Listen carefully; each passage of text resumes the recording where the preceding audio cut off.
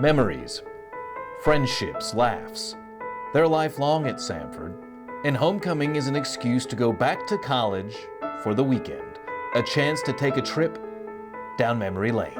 I remember the people, and I remember the experiences that I had with specific people that shaped not only my time at Samford, but my time after Samford. And being back and being able to connect with those people makes it truly special. Just celebrating the school and the family atmosphere is so exciting to see different groups of people come back together and talk to each other and reminisce about times in Vail or different classes that we had here. It's just, it's really exciting, and it's a beautiful day.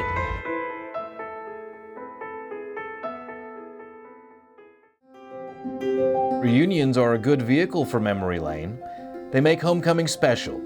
Groups from 1964, 89, and 2004 were back, as was a special gathering at the Westmorelands, a Daniel House reunion, fittingly over a bit of tea. As a supplement to the education that we already get on campus, to be able to go into a context that's international and really kind of realize that we're part of something that's so much bigger than just Birmingham or even the United States. I mean, we're global citizens, and as cliche as that might sound, it's so true. And as a result of my experience, I think so much perspective has been given to me, and I've considered working abroad and stuff like that. Wouldn't trade it for the world. It was awesome. And Samford is a place that doesn't forget its past. The Golden Bulldog luncheon celebrates graduates dating back 50 years. The stories overheard are amazing. The Lockmiller Award goes to those representing the earliest classes. I graduated here, and my husband graduated here, and we met here on campus in the pharmacognosy lab.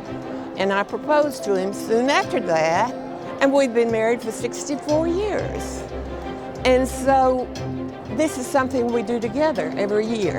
It sure was a lot of fun. I've enjoyed talking about things that happened. And while we're talking honors, we recognize 4 special individuals as our alumni honorees.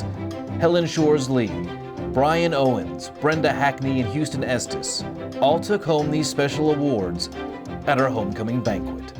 I had so many good years here, and it's to be back in the same cafeteria where I had so many meals for 4 different years. It's a really cool thing. It's a wonderful honor, and but no, I wouldn't have believed that 20 years later this would be taking place. It's a huge honor that someone that didn't stand out maybe when I was here and had a lot of fun and had a good time was able to kind of pull it together at the end and end up with an award like this. It is truly a phenomenal honor. I'm so happy. I have family with me tonight. To see the changes in this building and to see the growth of Samford makes me so proud to be here tonight. And speaking of special Bulldogs, our own Emmy Award-winning actor Tony Hale was back. He was a journalism major at Samford and was named to their Wall of Fame, along with 3 other special individuals, Jack Breimer, Carol Guthrie, and Debbie McGrady. The truth is that sometimes I wonder if I am outmanned with people with educations from Ivy League schools or international schools, but I have always found that I've been given not just the individual lessons, but the lifelong learning and the skills at Samford that have allowed me to compete in those situations, not only to hold my own, but to bring something unique to the conversation in terms of an ethical background and in terms of a work ethic that has made me value-added in work situations. That's been the value of my Samford degree. As for Tony, he announces a new scholarship in his name for Samford's film production program. Student Jenna Adams is this year's recipient. Later that evening, Tony held an event at Brock Recital Hall. He talked about his career and his new children's book, Archibald's Next Big Thing.